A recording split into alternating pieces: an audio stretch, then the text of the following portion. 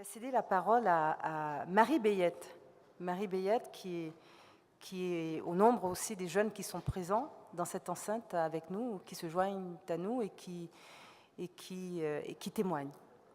À vous, Marie. Merci beaucoup, Madame la Secrétaire générale de la Francophonie, Madame la Présidente, Mesdames et Messieurs les ministres et chefs de délégation.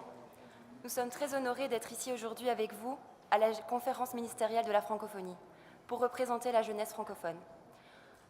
Dans les différentes contributions reçues pour la rédaction de la Déclaration des jeunes francophones, plusieurs thématiques sont ressorties, et en particulier celle qui concerne la lutte pour les droits des femmes. Si nous, jeunes francophones, ne le faisons pas, qui le fera? Si ce n'est pas ici qu'on en parle, ce sera où et quand? En effet, il est important pour nous tous ici présents de ne pas oublier 50% de la population, et donc d'assurer la défense des droits des femmes dans tous les domaines. Le droit des filles à accéder à l'éducation, au savoir et à pouvoir choisir librement leur orientation. Les femmes doivent pouvoir se marier avec qui elles le souhaitent, quand elles le souhaitent, de divorcer, mais aussi de disposer librement de leur corps.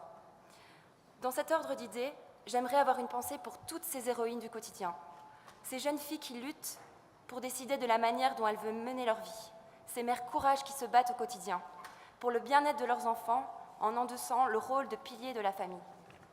Alors, que faire pour toutes ces femmes?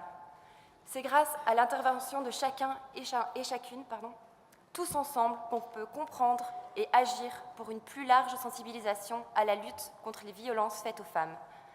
Cette sensibilisation doit se faire dès le plus jeune âge. Et c'est à nous, jeunes, de montrer l'exemple et de forcer le changement de mentalité. Nous ne devons jamais cesser de nous battre pour obtenir l'égalité entre les hommes et les femmes, devant la loi, dans le milieu professionnel ou encore au sein des instances de décision. La parité doit être appliquée dans les parlements, les gouvernements, et les plafonds de verre doivent être brisés aussi bien dans les entreprises que dans les administrations.